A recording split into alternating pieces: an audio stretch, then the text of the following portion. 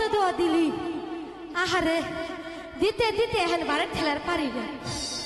আরে বল বল এখানে কনে যাওয়ার লাগবো ওই রাজবাড়িতে যে রাজদরবারটা ঝাড়ু দিয়ে আসি চল যায় আমি যাই পারব না কে এই এত কিছু দিলাম তারপরেও যাবি না কেন